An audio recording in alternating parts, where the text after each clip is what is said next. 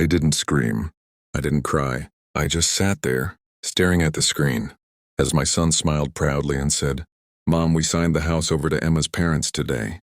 The same house I had been secretly paying for every month for 5 long years. My hands started shaking, not from anger, from disbelief. Because in that moment, I realized something that shattered me more than any insult ever could. I wasn't his mother anymore. I was just his wallet. I raised my son alone. His father left when he was 7. No goodbye, no child support, no phone calls. Just an empty chair at the dinner table and questions I couldn't answer. So I worked 2 jobs, skipped vacations, wore the same coat for 10 winters. And every night I told myself, one day he'll understand. When he grew up, married Emma, and called me crying about money problems, I didn't hesitate. "Mom, the mortgage is killing us," he said. "We're barely surviving." I asked only one question. "Are you safe?"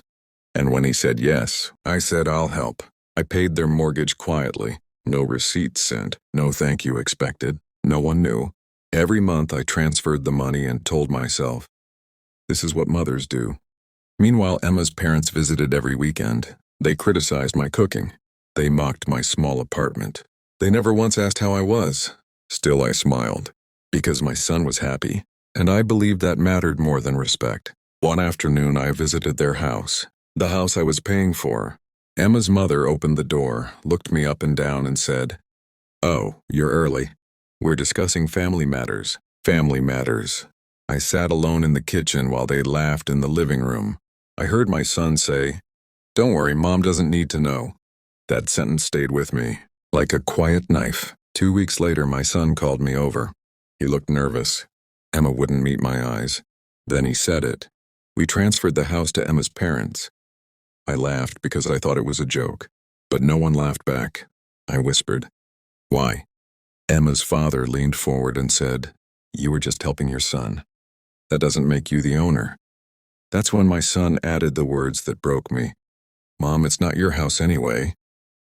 I went home and sat in the dark. I replayed every sacrifice, every overtime shift, every skipped meal. And for the first time in my life, I asked myself, what if love without boundaries is just slow self-destruction? I didn't cry that night. I made a decision. 5 years earlier, my accountant had insisted, keep records always. Every transfer, every bank statement, every mortgage reference. And one more thing, the mortgage account was still linked to my name because they trusted me too much or respected me too little. I hired a lawyer, a quiet woman who listened and said, "You didn't just help them. You funded the asset." The court date came. Emma's parents laughed when they saw me walk in alone. Then my lawyer stood up, documents stacked thick, payments highlighted, 5 years of proof. The judge looked at my son and asked, "Did you know your mother paid?" He didn't answer, because silence was the truth. The judge's voice was calm, almost gentle, but every word landed like thunder in my chest. Based on the evidence presented, the transfer of ownership is declared invalid. My son's head snapped up. Emma gasped. Her father stood so fast his chair screeched across the floor.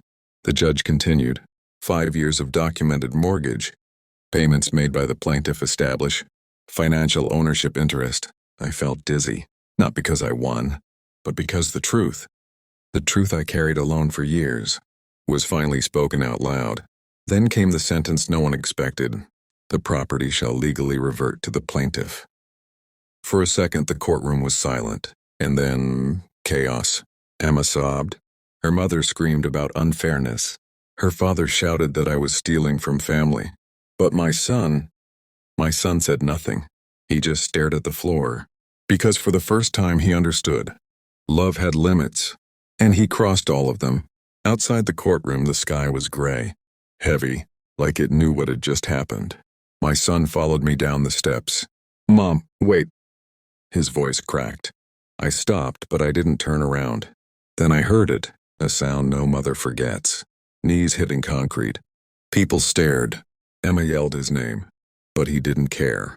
He grabbed my coat and whispered, "I didn't think you'd fight back." Those words hurt more than any insult. I finally turned to him.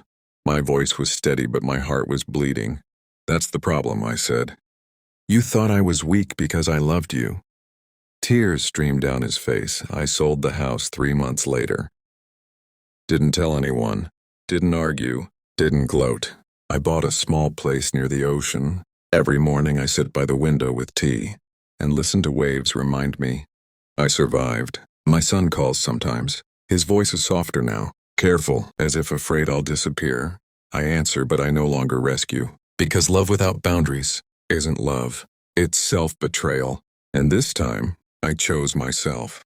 I raised my son to stand on his feet, but I forgot to teach him not to stand on my heart. I was wrong, he cried. I was so wrong.